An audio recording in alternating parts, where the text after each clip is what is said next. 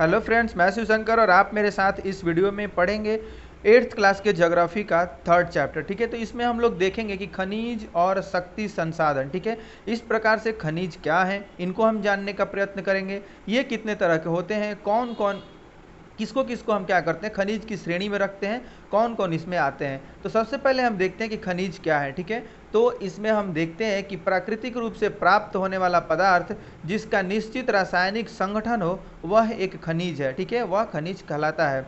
तो अब आगे देखते हैं कि खनिज सभी स्थानों पर समान रूप से वितरित नहीं है, हम जानते हैं। ठीक है, कहीं क्या है कि किसी भी जगह आप देखेंगे कि खनिज नहीं पाया जाता और किसी जगह पाया जाता है। तो इसका वितरण क्या है, पृथ्वी पर समान रूप से नहीं है, हर जगह समान रूप से नहीं है। वे किसी विशेष क्षेत्र में या शैल समूहों में संकेंद्रित होते हैं। वो क्या है कि किसी विशेष प्रकार की शैल यानी कि जो मिट्टी होती है ये उसमें पाए जाते हैं, और इनका विशेष क्या होता है, एक मिट्टी का ग्रुप होता है, समूह होता है, इसी में ये पाए जाते हैं। अब हम क्या देखते हैं कि कुछ खनिज ऐसे क्षेत्रों में पाए जाते हैं जो आसानी से अभिगम्य नहीं है। ठीक है, जैसे कि आर्कटिक महासागर, संस्कर और अंटार्कटिका। ये यहाँ क्या है, यानी कि आर्कटिक महासागर में और अंटार्कटिका में भी खनिज हैं, लेकिन हम उनको क्या कर सकते हैं, आसानी से निकाल नहीं सकते हैं। ठीक है, आसानी से उनको प्राप्त नहीं किया जा सकता है।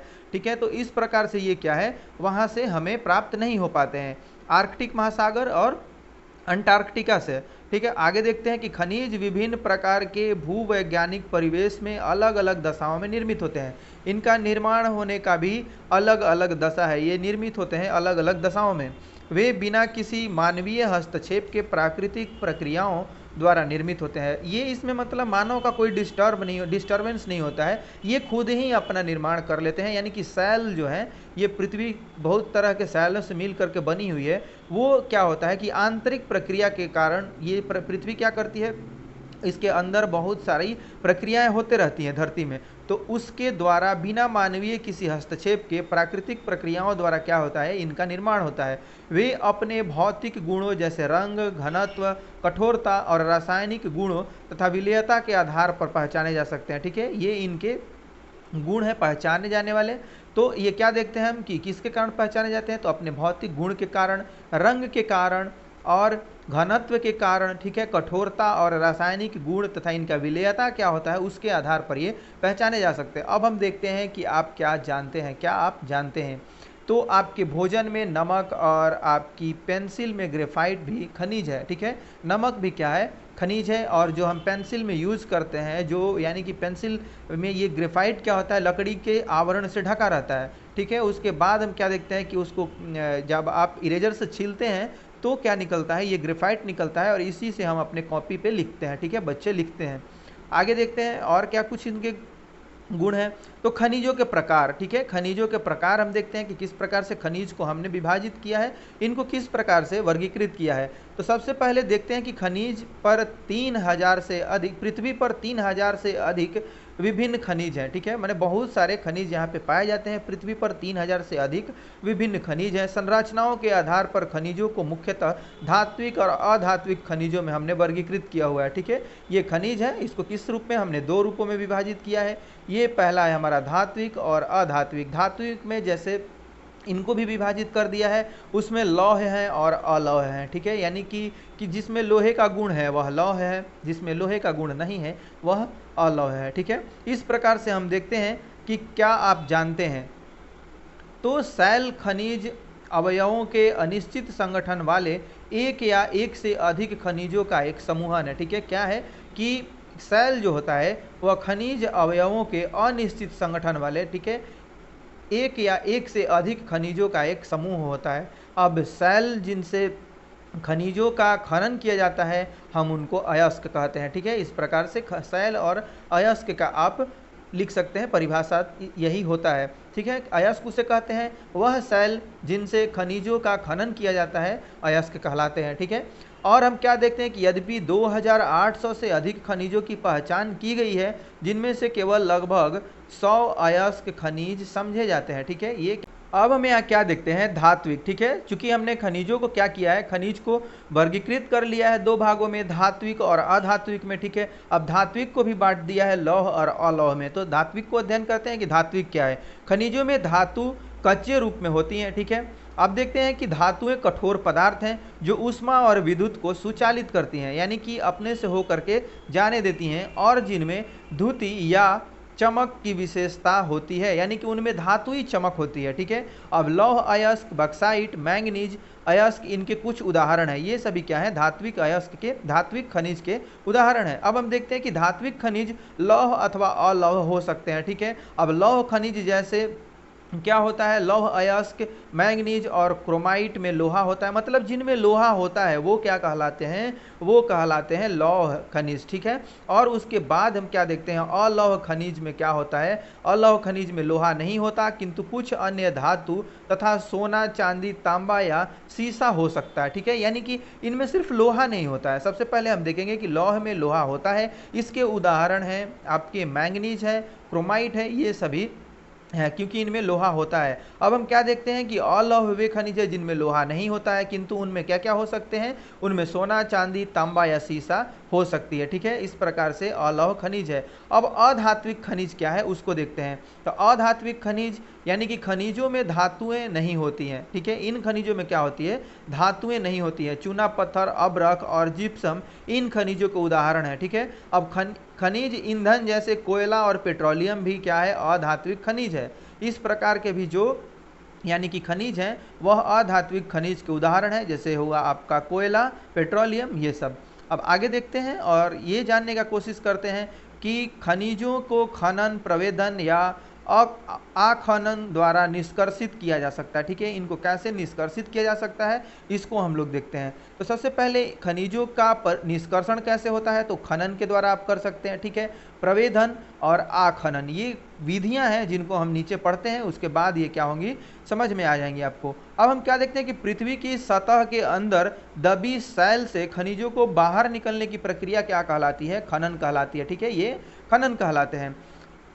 ये इसको मैं एक बार फिर से पढ़ देता हूँ, यानी कि पृथ्वी की सतह के अंदर जो दबी हुई सैलें हैं उनसे जो खनिज को हम बाहर निकालते हैं वो क्या कहलाते हैं? वो प्रक्रिया क्या कहलाती है? वो प्रक्रिया खनन कहलाती है, ठीक है। अब खनिज जो कम गहराई में स्थित हैं वे पृष्ठीय स्तर को हटाकर निकाले जाते हैं, इसे हम क्या कहते हैं? विवृत खनन कहते हैं, ठीक है। ये कहलाते हैं विवृत खनन। अब ये खनन के ही मतलब जो हम वर्गीकृत किए हुए हैं कि खनिजों का निष्कर्षण कैसे होता है, तो ये खनन द्वारा होता है, प्रवेदन द्वारा होता है और आखनन द्वारा होता है, ठीक है। अब खनन में ही हम पढ़ रहे हैं कि ये किससे होता है? विवृत खनन से होता है और कूपकी खनन से होता है, ठीक है। तो इसमें अब हम पढ़ रहे हैं कि विवृत खनन किसको कहते हैं? तो खनिज जो कम गहराई में स्थित है वे पृष्ठीय स्तर को हटाकर निकाले जाते हैं, इसे हम क्या कहते हैं? विवृत खनन कहते हैं, ठीक है।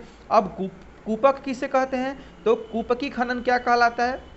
ये हम देखते हैं गहन वेधन जिन्हें कूपन कहते हैं, ठीक है। गहन वेधन जिन्हें हम कूपन कहते हैं, अधिक गहराई पर स्थित खनिज निक्षेप तक पहुंचने के लिए ये बनाए जाते हैं, ठीक है। इसे कूपकी खनन हम लोग कहते हैं। इस प्रकार हम देखते हैं कि ये बहुत ज़्यादा गहरे जो खनिज नीचे यानी कि पाए जाते हैं उनको निकालने के लिए ये किया जाता है। गहन क्या होता है?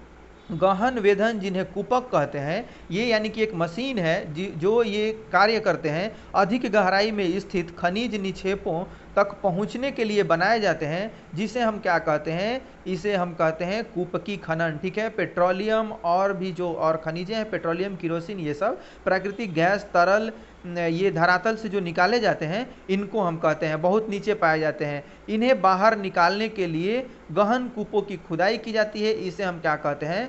प्रवेधन कहते हैं, ठीक है। ये क्या कहलाते हैं? प्रवेधन कहलाते हैं। अब हम देखते हैं कि सतह के निकट स्थित खनिज को जिस प्रक्रिया द्वारा आसानी से खोद कर निकाला जाता है उसे हम आखनन कहते हैं, ठीक है। आखनन किसे कहते हैं?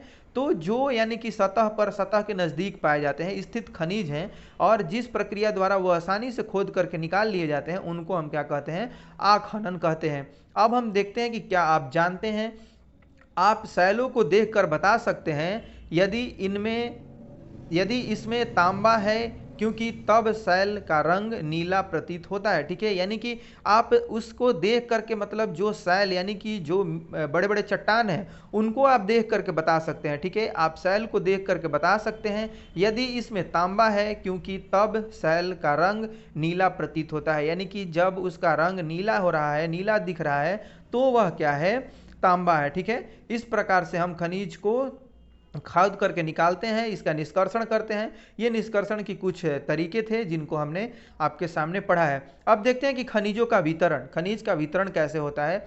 तो खनिज विभिन्न प्रकार की शैलों में पाए जाते हैं, ठीक है। अब कुछ आग्नेय शैलों में पाए जाते हैं, कुछ कयांतरित शैलों में, जबकि अन्य अवसादी शैलों में पाए जाते हैं, ठीक है। हमने इनके बारे में पढ़ लिया है, कयांतरित शैल क्या है, आग्नेय शैल क्या है और अवसादी शैल क्या है, ठीक है। अब धात्विक खनिज आग्नेय और कयांतरित शैल समूहों जिनसे विशाल पठारों का निर्माण होता है में पाए जाते हैं। जो धात्विक खनिज होते हैं वो किस में पाए जाते हैं, आग्नेय और कयांतरित शैल समूहों में पाए जाते हैं, ठीक है, जिनसे विशाल पठारों का निर्माण होता है।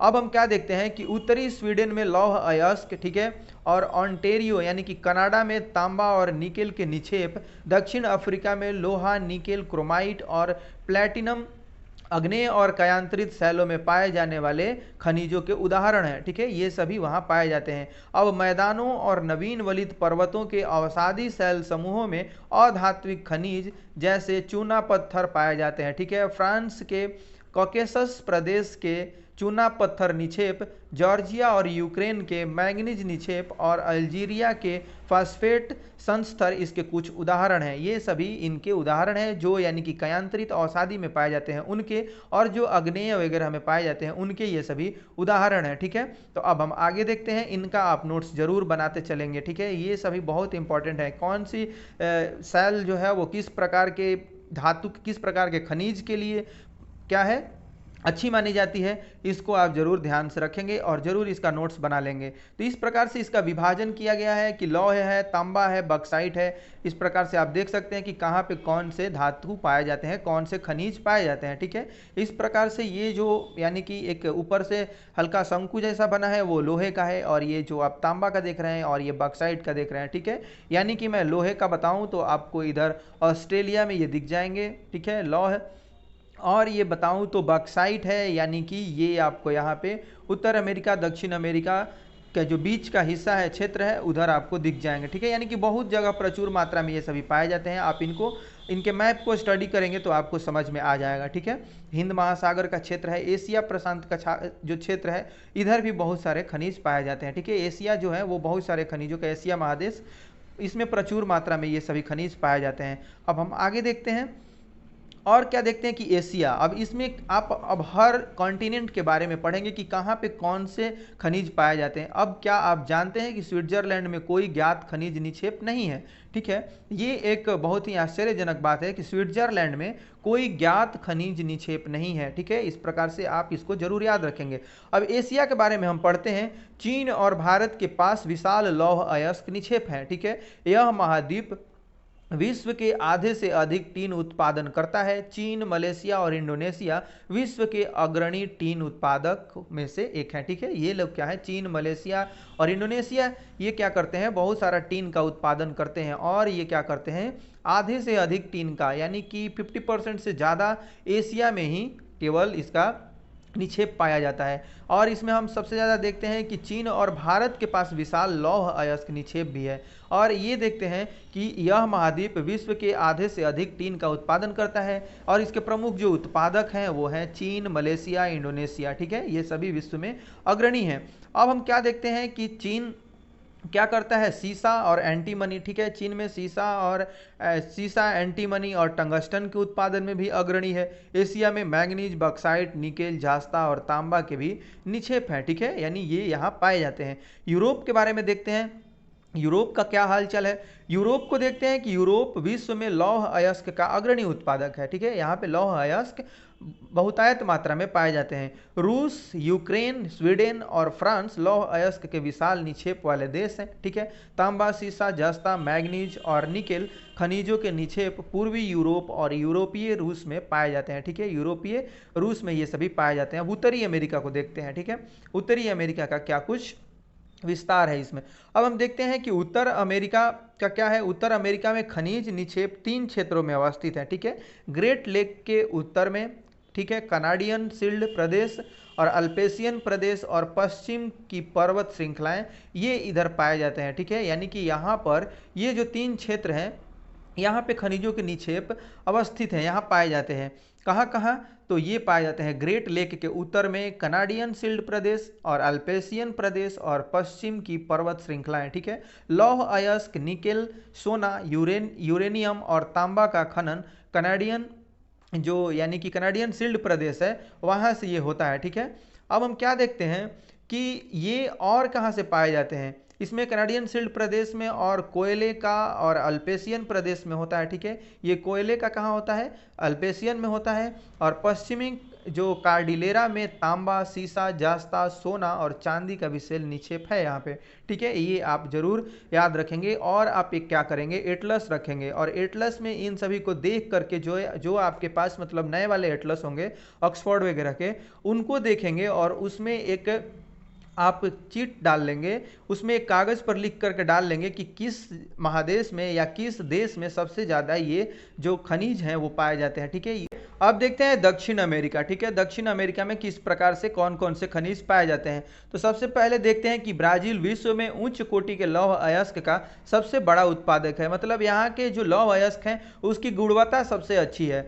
चिली और पेरू तांबे के अग्रणी उत्पादक हैं। चिली और पेरू क्या है, इसमें यहाँ पे सबसे ज्यादा तांबे पाए जाते हैं और ये तांबे के अग्रणी उत्पादक हैं। ब्राजील और बोलीविया विश्व में टीन के सबसे बड़े उत्पादकों में से एक हैं, ठीक है, ब्राजील और बोलीविया। फिर हम क्या देखते हैं कि दक्षिण अमेरिका के पास सोना, चांदी, जस्ता, क्रोमियम, मैंगनीज, बॉक्साइट, अब्रक, प्लैटिनम, एस्बेस्टस और हीरा के विशाल निक्षेप भी हैं, ठीक है। खनिज तेल वेनेजुएला, अर्जेंटीना, चिली, पेरू और कोलंबिया में पाया जाता है। इस प्रकार से ये दक्षिण अमेरिका भी क्या है, एक अच्छा खनिज का उत्पादक मतलब महादेश है, ठीक है। खनिज का अच्छा उत्पादक महादेश है। अब देखते हैं अफ्रीका को, ठीक है। तो अफ्रीका में क्या है कि अफ्रीका खनिज संसाधनों में धनी है, बहुत ज़्यादा यहाँ भी पाए जाते हैं। यह हीरा, सोना और प्लेटिनम का विश्व में सबसे बड़ा उत्पादक है। दक्षिण अफ्रीका, जिम्बाब्वे और जायरे विश्व के सोने का एक बड़ा भाग उत्पादित करते हैं, ठीक है। अब देखते हैं कि तांबा, लौह अयस्क, क्रोमियम, यूरेनियम, कोबाल्ट और बॉक्साइट दक्षिण अफ्रीका में पाए जाने वाले अन्य खनिज हैं, ठीक है। अब तेल नाइजीरिया, लीबिया और अंगोला में पाया जाता है, ठीक है। ये तेल यहाँ पे पाया जाता है। उसके पहले हम और आगे बढ़े देख लेते हैं क्या आप जानते हैं, ये बहुत ज़्यादा इंपॉर्टेंट होता है। हरा हीरा एक दुर्लभतम हीरा है, ठीक है। यह क्या है, एक दुर्लभतम हीरा है। विश्व की प्राचीनतम शैलें पश्चिमी ऑस्ट्रेलिया में हैं। वे 430 करोड़ वर्ष पूर्व बने, ठीक है, पृथ्वी के निर्माण के मात्र 30 करोड़ वर्ष के पश्चात, ठीक है। यानी कि ये बहुत ज़्यादा पुराने शैल हैं। ये हम देखते हैं कि बहुत ज़्यादा ये क्या है, प्राचीन है, यानी कि पुराने हैं। इनका निर्माण कब हुआ है, ये बने हैं 430 करोड़ वर्ष पूर्व, यानी कि 430 करोड़ वर्ष पहले, पृथ्वी के निर्माण के मात्र 30 करोड़ वर्ष पश्चात, ठीक है। तो अब हम आगे बढ़ते हैं और देखते हैं।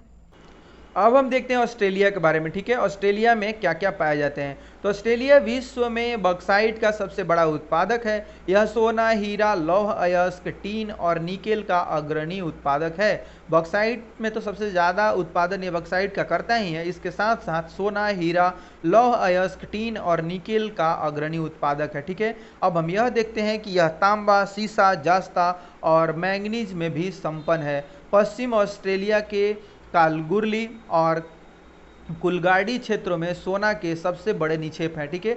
ये दो यानी कि आप प्रदेश देख रहे हैं ऑस्ट्रेलिया के, कालगुरली और कुलगाड़ी, ये दो ऐसे प्रदेश हैं जहाँ पे सोने के बहुत बड़े निक्षेप हैं, ठीक है। अब हम देखते हैं अंटार्कटिका को। अंटार्कटिका में क्या कुछ पाया जाता है।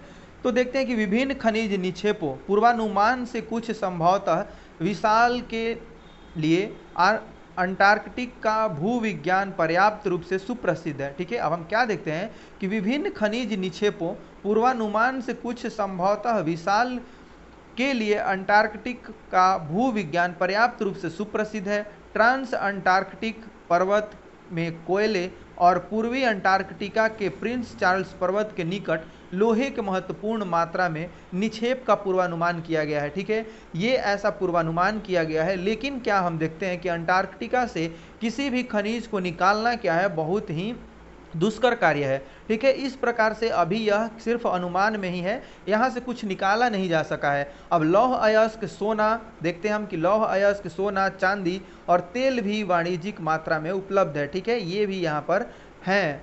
अब हम देखते हैं कि भारत में क्या वितरण है, भारत में क्या किस खनिज का किस प्रकार से वितरण है उसको देखते हैं। लोहा का वितरण देखते हैं तो भारत में उच्च कोटि के लौह अयस्क निक्षेप हैं। यह खनिज मुख्यतः झारखंड, उड़ीसा, छत्तीसगढ़, मध्य प्रदेश, गोवा, महाराष्ट्र और कर्नाटक में पाया जाता है। ठीक है, इसमें कुछ समझाने वाली बात नहीं है, बस मैं सिर्फ पढ़ता जाता हूँ, आप सुनते जाएं और इसका नोट्स बनाते जाएं। ठीक है, अब बक्साइट का क्या है, इसके मुख्य उत्पादक क्षेत्र झारखंड, उड़ीसा, छत्तीसगढ़, मध्य प्रदेश, गुजरात, महाराष्ट्र और तमिलनाडु है। ठीक है, यानी कि इन प्रदेशों में ये बक्साइट यहाँ पर पाए जाते हैं। ठीक है, अब हम देखते हैं कि किस प्रकार से जब इनका इस तरह से वितरण हुआ है तो अब आगे क्या है, अब्रक का।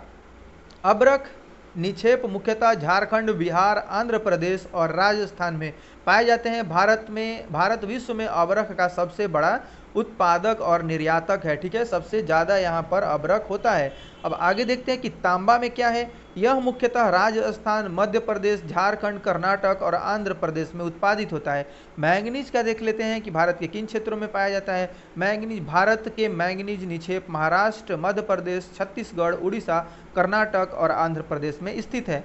सोना का देखते हैं, सोना कहाँ कहाँ है, तो सोना भारत में कर्नाटक में कोलार में सोना के निक्षेप हैं। ये खानें विश्व की गहरी खानों में से एक हैं जो इस अयस्क के खनन को बहुत खर्चीली प्रक्रिया बनाती हैं। ठीक है, ये यहाँ पर बहुत ज़्यादा नीचे हैं, इसलिए ये क्या करते हैं, खर्चीला हो जाते हैं। इनसे ये मतलब खनन करके इनसे अयस्क को निकालना बहुत ही खर्चीला कार्य हो जाता है। उसके बाद हम देखते हैं कि चूना पत्थर। ठीक है, चूना पत्थर देखते हैं, चूना पत्थर कहाँ कहाँ है, तो भारत में चूना पत्थर उत्पादन करने वाले महत्वपूर्ण राज्य बिहार, झारखंड, उड़ीसा, मध्य प्रदेश, छत्तीसगढ़, राजस्थान, गुजरात और तमिलनाडु हैं। नमक का देखते हैं कि नमक किस प्रकार से, यह समुद्र, झील और सैलों से प्राप्त किया जाता है। ठीक है, भारत नमक का अग्रणी उत्पादक और निर्यातक है। हम यहाँ देख रहे हैं आप जो चित्र दिए हुए हैं कि राजस्थान की सांभर झील से नमक निष्कर्षण किस प्रकार से ये ढेरी के रूप में इसका निष्कर्षण किया हुआ है बना करके गोल गोल। अब हम देखते हैं कि चूना पत्थर का खनन कैसे होता है, आखनन कैसे होता है। ठीक है, अब आगे बढ़ते हैं और देखते हैं कुछ अन्य को, तो खनिजों का संरक्षण कैसे होता है। ठीक है, किस प्रकार से खनिजों का संरक्षण होता है इनको देख लेते हैं। सबसे पहले हम देखते हैं कि खनिज अनवीकरणीय संसाधन है। ठीक है, यानी कि ये सीमित मात्रा में अवेलेबल हैं। खनिजों के निर्माण और संचयन में हजारों वर्ष लगते हैं। मानवीय उपभोग की दर की तुलना में निर्माण की दर बहुत धीमी होती है, यानी जो भी खनिज का हम इस्तेमाल करें उसका बहुत ही समुचित मतलब इस्तेमाल करें और उचित मात्रा में करें, ताकि ये क्या है, हमको पता है कि ये एक सीमित मात्रा में है और इन पर जनसंख्या का दबाव बहुत ज़्यादा है, इनका निर्माण बहुत धीमा होता है। ठीक है, खपत के अनुसार खपत बहुत जल्दी हम कर लेते हैं, लेकिन उसके अनुसार क्या है, निर्माण बहुत धीमी गति से इनका होता है। अब खनन की प्रक्रिया में बर्बादी को घटाना ये आवश्यक है। इनका ये जो संरक्षण का तरीका बताया जा रहा है कि धातुओं का पुनर्चक्रण एक अन्य तरीका है जिससे खनिज संसाधनों को संरक्षित किया जा सकता है। ठीक है, इनको आप बचा करके रख सकते हैं।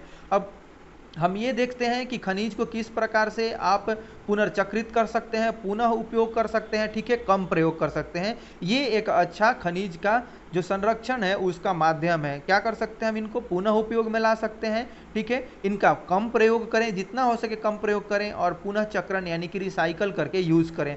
अब हम देखते हैं कि शक्ति संसाधन। ठीक है, शक्ति संसाधन क्या है, इसको हम समझने का प्रयत्न करते हैं कि इसको किस प्रकार से हम परिभाषित कर सकते हैं। अब शक्ति अथवा ऊर्जा हमारे जीवन में बहुत महत्वपूर्ण भूमिका निभाते हैं, हमको पता है क्या है ये शक्ति संसाधन, मतलब जो हमें एनर्जी प्रोवाइड करते हैं। ठीक है, ये सभी क्या कहलाते हैं, शक्ति संसाधन कहलाते हैं। अब शक्ति अथवा ऊर्जा हमारे जीवन में महत्वपूर्ण भूमिका निभाते हैं। हमारे उद्योग, कृषि, परिवहन, संचार और प्रतिरक्षा के लिए भी शक्ति की आवश्यकता होती है। ठीक है, यानी कि सबके लिए एनर्जी की आवश्यकता है। ऊर्जा संसाधनों को विस्तृत रूप से परंपरागत और गैर परंपरागत संसाधनों में वर्गीकृत किया जा सकता है। ठीक है, यानी कि इनको हम वर्गीकृत कर सकते हैं, अलग कर सकते हैं। किस रूप में, परंपरागत में और गैर परंपरागत में। ठीक है, तो पहले हम परंपरागत स्रोतों को देखते हैं। तो ऊर्जा के परंपरागत स्रोत वे हैं जो लंबे समय से सामान्य उपयोगों में लाए जा रहे हैं, ठीक है। अब ईंधन और जीवाश्मी ईंधन परंपरागत ऊर्जा के दो प्रमुख स्रोत हैं, दो मुख्य स्रोत हैं, ठीक है। इस प्रकार से हम देखते हैं कि ऊर्जा के परंपरागत स्रोत वे होते हैं जो लंबे समय से सामान्य उपयोग में लाए जा रहे हैं, ठीक है। ईंधन और जीवाश्मी ईंधन परंपरागत ऊर्जा के मुख्य स्रोत हैं, ठीक है, दो मुख्य स्रोत हैं। अब इनको हम देखते हैं कि खनिज तेल, ठीक है, इनके लाभ और हानि हम देखते हैं, ठीक है। परंपरा जो भी खनिज तेल हैं और परंपरागत जो ऊर्जा के स्रोत हैं, इनसे क्या हमें लाभ है, क्या हानि है, इनको हम ध्यानपूर्वक सुनते हैं। सबसे पहले खनिज है, ठीक है, इनके लाभ क्या है। खनिज और जो प्राकृतिक गैस हैं, इनके बारे में हम बात कर रहे हैं। इसमें खनिज यानी कि आसानी से परिवहनीय है टैंकर में, ये इसका लाभ है। फिर देखते हैं कि पेट्रो रसायन उद्योग का आधार है, ये जितने भी पेट्रो रासायनिक उद्योग हैं उनसे ये बनाए जाते हैं। अब प्राकृतिक गैस का क्या है, तो ये आसानी से परिवहनीय है पाइपलाइन के माध्यम से। फिर तेल को तेल और कोयले से अधिक स्वच्छ है, ये तेल और कोयले से क्या है, ज़्यादा स्वच्छ है, यानी कि कम ये प्रदूषक पदार्थों को उत्सर्जित करते हैं और तेल से सस्ता है, ठीक है, ये क्या है, तेल से सस्ता है। अब हम क्या देखते हैं कि इनसे हानि क्या है। तो इनसे हानि यानी कि दोनों से, प्राकृतिक गैस से और खनिज तेल से, दोनों से हानि एक ही है, ठीक है। ये हम देखते हैं कि दोनों का हानि एक ही दिया हुआ है। तेल अधिप्लावन एवं गैस रिसाव के कारण ऑक्सीजन क्या होता है, अवक्षय होता है, ऑक्सीजन का अवक्षय होता है, उसकी बर्बादी होती है। ऑक्सीजन क्या होता है, यानी कि आप उसको यह कह सकते हैं कि ऑक्सीजन और जो भी वायु की गुणवत्ता है वह खराब होती है। अब निर्मुक्त प्रदूषक के कारण अम्ल वर्षा होती है, यानी कि जो आप नाइट्रोजन ऑक्साइड और जो सल्फर ऑक्साइड ये सभी कुछ छोड़ते हैं तो इससे क्या होता है, अम्ल वर्षा के ये कारण बनते हैं, ठीक है। जो वायु में उपस्थित यानी कि वाटर वेपर है उससे ये संयोग करते हैं, उससे रिएक्शन करते हैं और ये अम्ल वर्षा का कारण बनते हैं, ठीक है। अब हम देखते हैं कि ये ईंधन का अन्वेषण आसान नहीं है, नए ईंधन का अन्वेषण आसान नहीं है। ये इनका उपयोग करना हमारे लिए क्या है, एक मजबूरी भी है, ठीक है। अब इसमें से आप ये समझ सकते हैं कि किस रूप में हमें इस्तेमाल करना है और किस रूप में हमें इस्तेमाल नहीं करना है। अब हम देखते हैं ऊर्जा के परंपरागत स्रोत, तो इनके क्या लाभ और हानि हैं, आप इनको देखने का प्रयत्न कीजिए। तो सबसे पहले हम देखते हैं कि किस प्रकार से ये आपको लाभ पहुंचाते हैं। तो ईंधन को हम देखते हैं, ईंधन में ये लाभ आपके क्या है, तो सुप्राप्य, यानी कि आसानी से ये प्राप्त किए जा सकते हैं। फिर बहुसंख्यक लोगों को ऊर्जा प्रदान करता है, यानी कि ये क्या करता है, बहुत से जनसंख्या, बहुत से लोगों के लिए ऊर्जा प्रदान करने का एक माध्यम बनता है। इससे हानि क्या है, तो संग्रहण में अधिक समय उपयोग, ठीक है। संग्रहण इसको मतलब आप जब इसको यानी कि भंडारण करेंगे उसमें क्या होता है, बहुत समय लगता है, बहुत समय का उपयोग करते हैं आप, ठीक है। इसके बाद हम क्या देखते हैं कि प्रदूषण फैलाने वाला है, यानी कि यह एक प्रदूषक का कार्य करता है, हरित गृह प्रभाव में वृद्धि करता है, ठीक है। यानी कि ये कार्बन डाइऑक्साइड की जो मात्रा है उसमें भी वृद्धि करता है। यह क्या बनता है, भूमंडलीय कोषणीकरण का एक कारण बनता है, यानी कि ग्लोबल वार्मिंग का कारण बनता है। और हम क्या देखते हैं कि निर्वनीकरण, ठीक है, निर्वनीकरण यानी कि इसका क्या होता है कि नवीकरण नहीं हो सकता है, यह एक बार यूज हो जाए तो फिर इसका यानी कि बनना बहुत सालों के बाद ही संभव हो पाता है। और हम क्या देखते हैं, कोयला का क्या लाभ है और क्या हानि है, इसको देखने का प्रयत्न करते हैं। ये देखते हैं हम कि इसके क्या लाभ हैं, तो विस्तृत रूप में उपलब्ध है, बहुत ज़्यादा मात्रा में उपलब्ध है, ठीक है। अब देखते हैं कि विद्युत रूपांतरण के लिए उपयुक्त है, ठीक है। इससे क्या हम बनाते हैं कि ताप विद्युत ऊर्जा का निर्माण हम लोग करते हैं, ठीक है, यानी कि कोयले से। अब इसकी हानि क्या है, इसको देख लेते हैं, ठीक है। यही प्रदूषण का स्रोत है, ये भी है, और परिवहन के लिए भारी, ये इसकी ढुलाई जो होती है वह महंगी होती है। इस प्रकार से ये इनके हानि है कुछ। अब हम देखते हैं कि जल विद्युत, ठीक है, जल विद्युत से क्या लाभ है और क्या हानि है। तो इस प्रकार से हम देखते हैं कि यह प्रदूषण मुक्त है, लाभ इसका दिया हुआ है कि यह प्रदूषण मुक्त है, ठीक है। सिंचाई और मत्स्यन को बढ़ावा देता है और यह सस्ता है, ठीक है। इस प्रकार से ये क्या है, ऊर्जा का जो परंपरागत स्रोत है ये, इसको हम देखते हैं। और सबसे पहले देखते हैं कि इसकी लाभ को हमने देखा, इसके बाद हम देखते हैं कि हानि क्या है। अब स्थानीय समुदाय का विस्थापन होता है, जहाँ पे ये यानी कि बांध बना करके विद्युत ऊर्जा का, जल से विद्युत ऊर्जा को बनाया जाता है, पैदा किया जाता है। उसमें हम क्या देखते हैं कि बहुत सारे स्थानीय लोगों को वहां से विस्थापित किया जाता है, हटा दिया जाता है। अब निम्न क्षेत्रों का जल प्लावन, ठीक है, जो निम्न क्षेत्र हैं उनका जल प्लावन होता है। स्थापित करने में खर्चीला, बहुत महंगा होता है इसका स्थापित करना, क्या होता है, इसको बनाना और इसको शुरू करना बहुत खर्चीला होता है। अब आगे देखते हैं क्या कुछ और चीज़ें हैं। ईंधन अब देखते हैं कि इसका उपयोग पकाने और ऊर्जा प्राप्त करने के लिए व्यापक रूप से होता है। ठीक है, ईंधन का उपयोग आप किस लिए करते हैं? तो इसका उपयोग करते हैं आप पकाने में, ऊष्मा को प्राप्त करने में, ये आप करते हैं इसका उपयोग। अब हम देखते हैं कि हमारे देश में ग्रामीणों द्वारा उपयोग की गई 50% से अधिक ऊर्जा ईंधन से प्राप्त होती है। ठीक है, ये आप प्राप्त करते हैं ईंधन से 50% से अधिक ऊर्जा। अब देखते हैं कि पौधों और जानवरों के अवशेष जो लाखों वर्ष तक धरती के अंदर दबे रहे थे, ताप और दाब के प्रभाव से जीवाश्मी ईंधनों में परिवर्तित हो गए। अब इनको हम क्या कहते हैं? जीवाश्म ईंधन कहते हैं, जीवाश्मी ईंधन कहते हैं। जो क्या होते हैं, इनके बारे में हम पीछे के क्लास में भी बहुत चर्चा कर चुके हैं, आप पीछे की वीडियोस जरूर देखते चलें। ठीक है, अब जीवाश्म ईंधन जैसे कि कोयला है, पेट्रोलियम है और प्राकृतिक गैस है। ठीक है, ये परंपरागत ऊर्जा के मुख्य स्रोत हैं। ये सभी क्या है? परंपरागत ऊर्जा के मुख्य स्रोत हैं। अब आगे देखते हैं कि इन खनिजों के भंडार सीमित है, यानी कि ये एक निश्चित है इनका भंडार। विश्व की बढ़ती जनसंख्या जिस दर से इनका उपयोग कर रही है वह इनके निर्माण की दर से कहीं अधिक है, इसलिए ये शीघ्र ही समाप्त होने वाले हैं। हमारी जनसंख्या बहुत ज़्यादा बढ़ रही है, जनसंख्या का दबाव इन जो ये खनिज हैं, जो क्या है, यानी कि ऊर्जा के जो परंपरागत संसाधन है, साधन है, ये क्या है? एक निश्चित है, इनका मात्रा निश्चित है, लेकिन इस पर जनसंख्या बहुत ज़्यादा तेज़ी से बढ़ रही है और इस पर जनसंख्या का दबाव है और ये बहुत जल्द ही खत्म होने के कगार पर है। ठीक है, ऐसा हम अनुमान व्यक्त कर रहे हैं। अब कोयले का क्या है? तो कोयला को देखते हैं कि यह बहुतायत में पाए जाने वाला जीवाश्मी ईंधन है। इसका उपयोग घरेलू ईंधन उद्योगों जैसे लोहा और इस्पात, वाष्प इंजनों और विद्युत उत्पादन करने में किया जाता है। ये सभी को इनको बनाने में, इनको उत्सर्जित करने में इसका उपयोग किया जाता है। अब हम क्या देखते हैं कि कोयले से प्राप्त विद्युत को तापीय ऊर्जा कहा जाता है।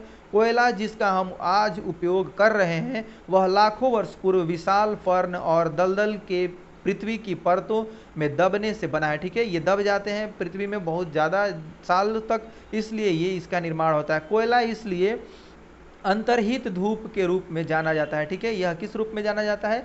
तो यह अंतर्हित धूप के रूप में जाना जाता है। अब विश्व में अग्रणी कोयला उत्पादक देशों में चीन, संयुक्त राज्य अमेरिका, जर्मनी, रूस, दक्षिण अफ्रीका और फ्रांस है। भारत के कोयला उत्पादक क्षेत्र रानीगंज पश्चिम बंगाल में तथा झरिया धनबाद और बोकारो झारखंड में है। ठीक है, ये सभी कहाँ हैं? भारत में है। ये भारत के कोयला उत्पादक क्षेत्र रानीगंज पश्चिम बंगाल में, रानीगंज कहाँ है? पश्चिम बंगाल में। और आप क्या देख रहे हैं कि तथा झरिया धनबाद और बोकारो झारखंड में है। ठीक है, अब ये तापीय ऊर्जा संयंत्र के दृश्य हैं, ये आप इनको देख सकते हैं। ठीक है, अब हम क्या देख रहे हैं? पेट्रोलियम का। पेट्रोलियम का किस प्रकार से निर्माण होता है और ये कहाँ कहाँ पाए जाते हैं। अब हम देखते हैं कि पेट्रोल जिससे आपकी कार चलती है और तेल जो आपकी साइकिल को चरमराने से रोकता है, दोनों की शुरुआत गाढ़े काले द्रव से होती है। ठीक है, जिसे हम पेट्रोलियम कहते हैं। इस प्रकार से आप जो कार चलाते हैं, जो बाइक वगैरह में डालते हैं, वो क्या होता है? पेट्रोलियम होता है। अब यह हम क्या देखते हैं कि यह सैलों की परतों के मध्य पाया जाता है और इसका वेधन अपतटीय व तटीय क्षेत्रों में स्थित तेल क्षेत्रों से किया जाता है। इसका आप मतलब निकालते हैं। ठीक है, तटीय क्षेत्र से भी और अपतटीय क्षेत्र से भी।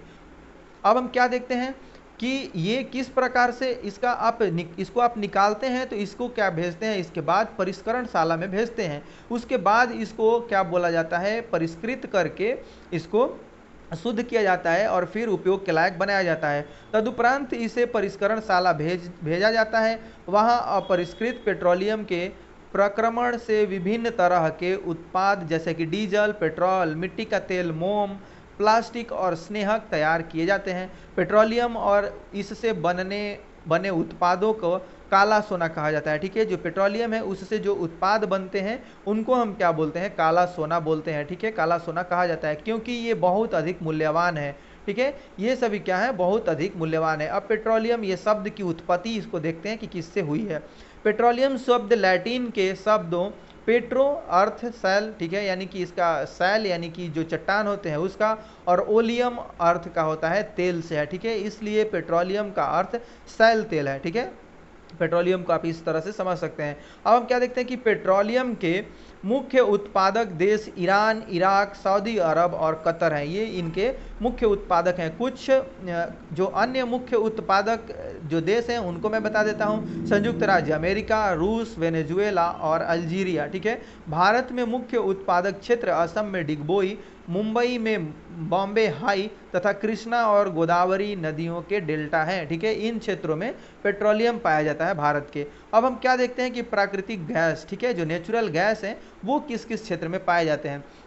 तो प्राकृतिक गैस पेट्रोलियम निक्षेपों के साथ पाई जाती है और तब निर्मुक्त होती है जब अपरिष्कृत तेल को धरातल पर लाया जाता है। ठीक है, इसका उपयोग घरेलू और वाणिज्यिक ईंधन के रूप में किया जा सकता है। रूस, नॉर्वे, यूके और नीदरलैंड प्राकृतिक गैस के प्रमुख उत्पादक हैं। अब भारत में जैसलमेर, कृष्णा, गोदावरी डेल्टा, त्रिपुरा और मुंबई के कुछ अपतटीय क्षेत्रों में प्राकृतिक गैस संसाधन है। ठीक है, ये यहाँ पर ये पाया जाता है नेचुरल गैस।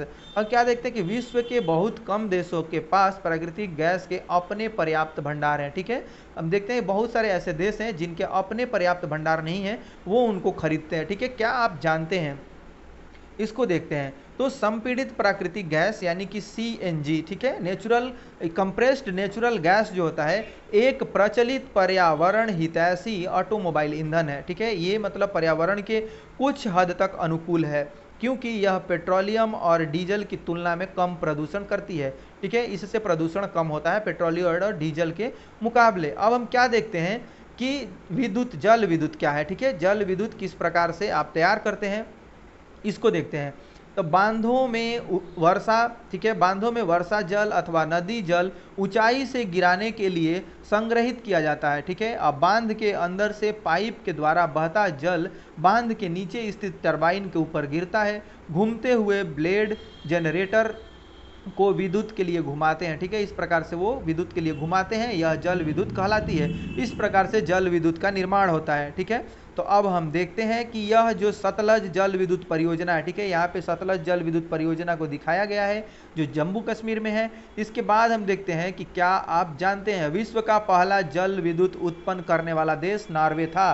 ठीक है, ये आप जरूर याद रखेंगे, विश्व का पहला जल विद्युत उत्पन्न करने वाला देश कौन सा है, तो नॉर्वे है। यहाँ पे कुछ उसके चित्र को समझाया गया है कि कैसे जल का भंडारण किया जाता है और किस प्रकार से इस टरबाइन को घुमाया जाता है। ठीक है, ये जो जनरेटर होते हैं ये फिर क्या करते हैं, विद्युत को उत्पादित करते हैं, विद्युत का उत्पादन करते हैं। ठीक है, यहाँ जल इकट्ठा किया जाता है, जल का भंडारण किया जाता है, फिर इस जो टरबाइन है यहाँ से पाइप के माध्यम से इसमें लाया जाता है और इसको घुमाया जाता है। ठीक है, ये टरबाइन घूमता है, फिर ये जनरेटर से विद्युत का उत्पादन होता है। ठीक है, इस प्रकार से इसका जो आप चित्र देख रहे हैं उससे समझ सकते हैं। और फिर यहाँ से वायर के माध्यम से इसको बाहर निकाल करके गाँव और शहरों तक इसको पहुँचाया जा सकता है। ठीक है, अब देखते हैं कि उसका उपयोग कृषि में किया जा सकता है। विश्व की ऊर्जा का 1/4 हिस्सा जल विद्युत से उत्पन्न होता है, यानी कि इसका जो आप देख सकते हैं कि बहुत बड़ी मात्रा में क्या होती है, ऊर्जा इससे उत्पादित की जाती है। अब हम क्या देखते हैं कि विश्व में जल विद्युत के जो कुछ अग्रणी उत्पादक देश हैं वो है पराग्वे है, नॉर्वे, ब्राजील और चीन। ठीक है,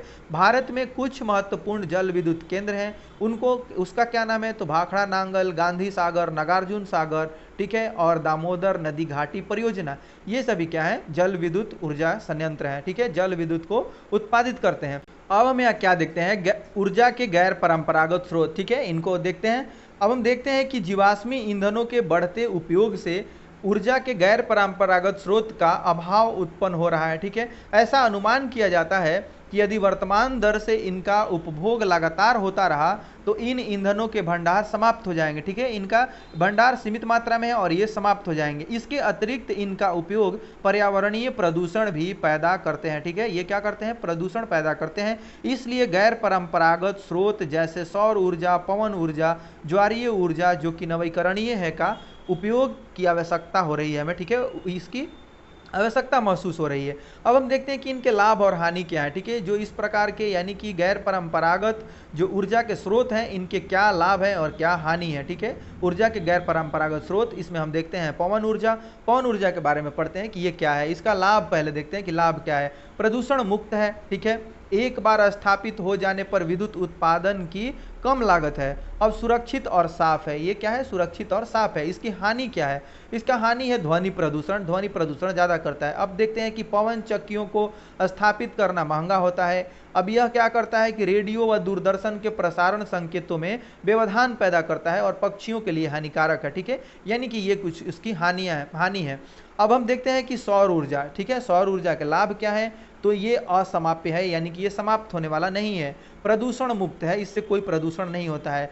खर्चीला इसके हानि में है कि हानि इसका क्या है कि खर्चीला बहुत ज़्यादा है, स्रोतों के विसरित होने से ऊर्जा बर्बादी, ठीक है, इसमें ऊर्जा की बर्बादी होती है। अब ज्वारीय ऊर्जा, ठीक है, ज्वारीय ऊर्जा को देखते हैं, इसका लाभ क्या है, तो यह भी प्रदूषण मुक्त है, असमाप्य है, यानी कि यह भी समाप्त होने वाला नहीं है। इसके बाद हम देखते हैं कि ज्वारीय ऊर्जा की हानि क्या है, तो वन्य जीव आवास का नष्ट होना, ठीक है, वन्य जीव आवास नष्ट होना, फिर दोहन में कठिन, इसको बहुत ज़्यादा कठिनाई से इसको प्राप्त किया जा सकता है। अब क्या देखते हैं हम कि ऊर्जा के गैर परंपरागत स्रोत जो कि परमाणु ऊर्जा, इनको देखते हैं कि इसका लाभ क्या है और हानि क्या है। तो लाभ है बड़ी मात्रा में ऊर्जा उत्पादन, ठीक है, हानि क्या है, तो रेडियो एक्टिव व्यर्थ को उत्पन्न करना, ठीक है, रेडियो एक्टिव व्यर्थ को उत्पन्न करना, यानी कि रेडियो एक्टिव जो यानी कि पदार्थ हैं वो ऐसे ही बिना मतलब के पाए जाते हैं, उत्पन्न हो जाते हैं। अब खर्चीला है, ये बहुत ज़्यादा खर्चीला भी है, बायोगैस, ठीक है, बायोगैस, इसका लाभ क्या है और इसकी हानि क्या है,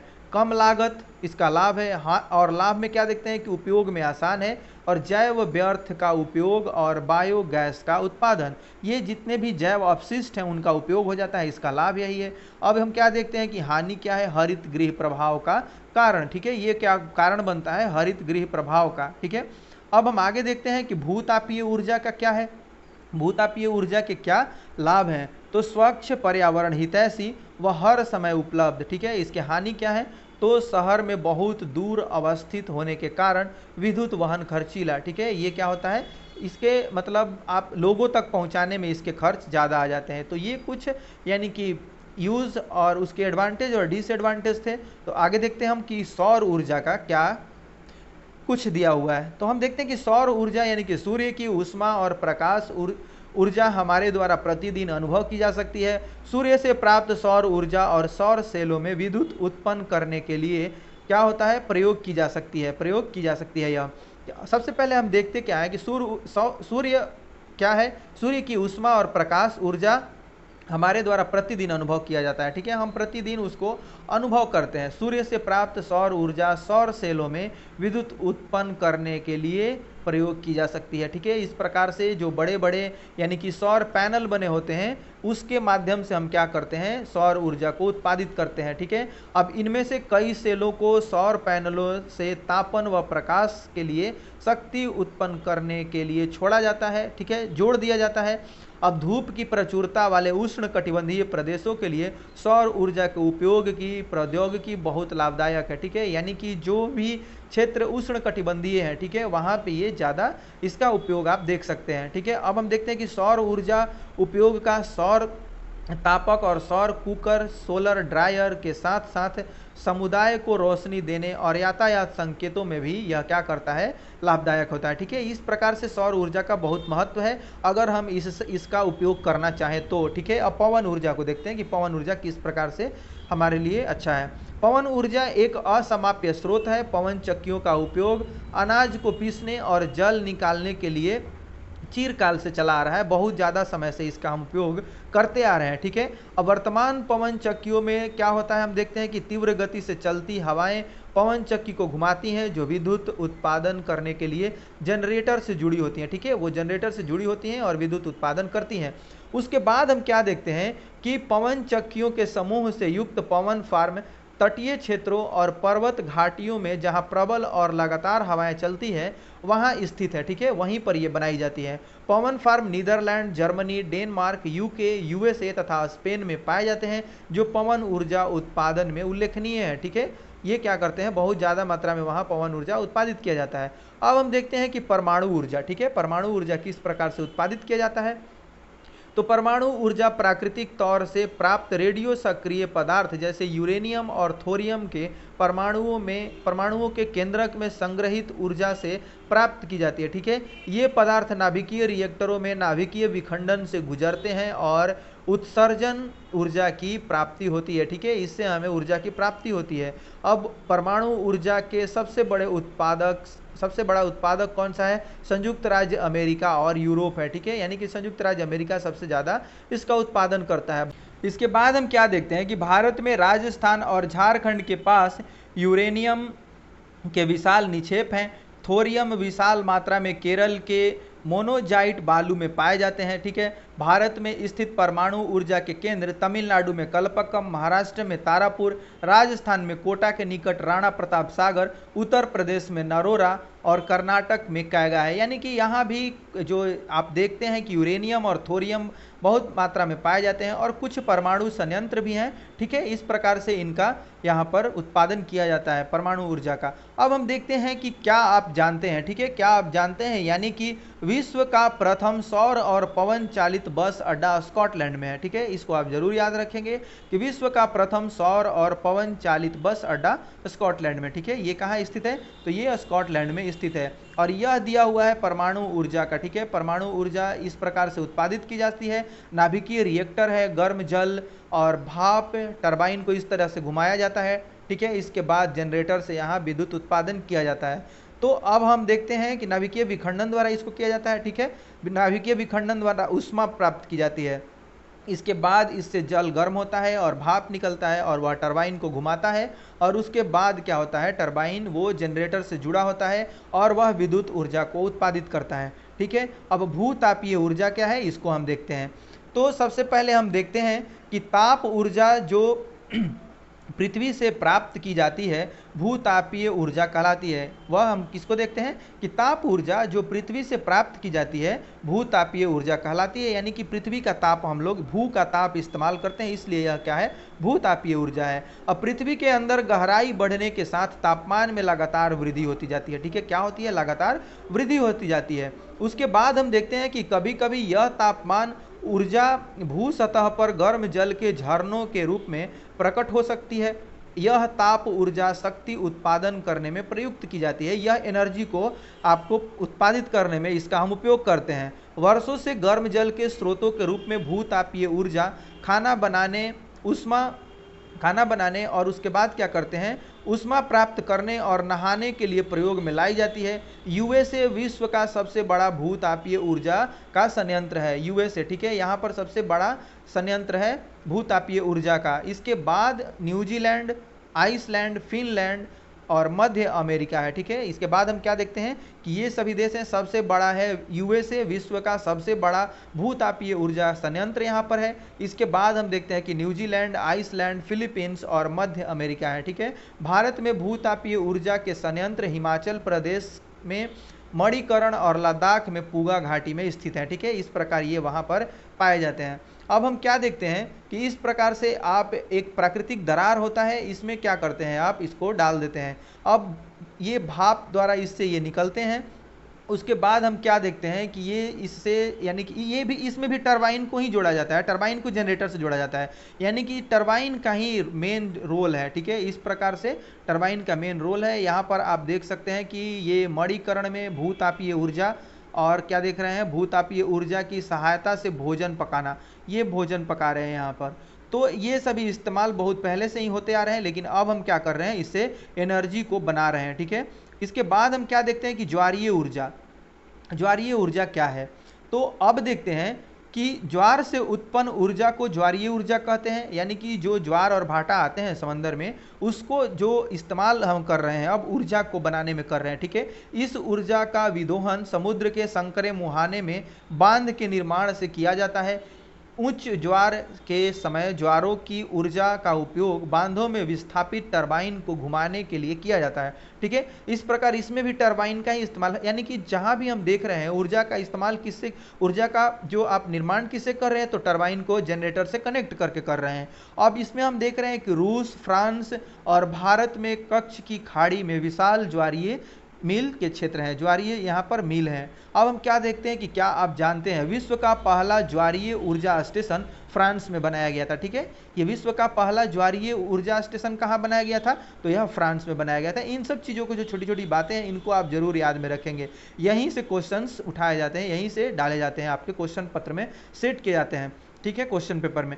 ये आप इस तरीके से देख सकते हैं कि टरबाइन को घुमा करके इसका इस्तेमाल किया जाता है। बहुत ज़्यादा इस संरचना को समझने की जरूरत नहीं है, बस सिर्फ अभी हमें क्या करना है, इसको पढ़ना है और ये जानना है कि यहाँ पर किन किन देशों में भूतापीय ऊर्जा का हम इस्तेमाल करते हैं, किन किन देशों में जो ज्वारीय ऊर्जा है उसका इस्तेमाल करते हैं। ये आप समझ लें, इससे ज़्यादा कुछ नहीं समझना। इसके बाद हम क्या देखते हैं कि बायोगैस। बायोगैस क्या है? तो यह जैविक अपशिष्ट जैसे मृत पौधे और जंतुओं के अवशेष, पशुओं का गोबर, रसोई के अपशिष्ट को गैसीय ईंधन में बदला जाता है। ठीक है, इसे बायोगैस हम कहते हैं। यानी कि जो भी अपशिष्ट पदार्थ होते हैं, यानी कि जंतुओं के, इंसान के और जो प्लांट होते हैं यानी कि पादप होते हैं उनके, उन सभी के अपशिष्ट को सड़ा गला करके क्या बनाते हैं आप, एक बायोगैस निकालते हैं उसमें से, बायोगैस संयंत्र से। ठीक है, इस प्रकार से हम देखते हैं कि जैव अपशिष्ट बैक्टीरिया द्वारा बायोगैस संयंत्र में अपघटित होते हैं, जो कि अनिवार्य रूप से मीथेन और कार्बन डाइऑक्साइड का मिश्रण है। बायोगैस खाना पकाने तथा विद्युत उत्पादन का सर्वोत्तम ईंधन है और इससे प्रति वर्ष बड़ी मात्रा में जैव खाद का उत्पादन होता है। यानी कि इसके दो फायदे हैं, एक तो आप इससे ऊर्जा भी प्राप्त कर रहे हैं और एक आप इससे खाद के रूप में भी प्राप्त कर रहे हैं, यानी कि उर्वरा शक्ति भी आपकी मिट्टी की बढ़ रही है। अब ये एक टैंक है, ठीक है, टैंक में आप ये डालते जाते हैं, उसके बाद इससे क्या होता है, निकलता जाता है गैस। ठीक है, और आगे देखते हैं कि क्या कुछ इससे हम सीख सकते हैं। अब यह जो चैप्टर है यहीं पर आपका समाप्त हो चुका है। आपने बहुत ही एकाग्रता से पढ़ा है, समझा है और देखा है। आपका बहुत बहुत धन्यवाद। और एक बार फिर मैं आपको बोलता हूं कि आप अपना नोट्स जरूर बनाते चलेंगे। ठीक है, जो कुछ भी आप पढ़ रहे हैं उसका नोट्स जरूर बनाते चलेंगे। ठीक है, thanks for watching this video.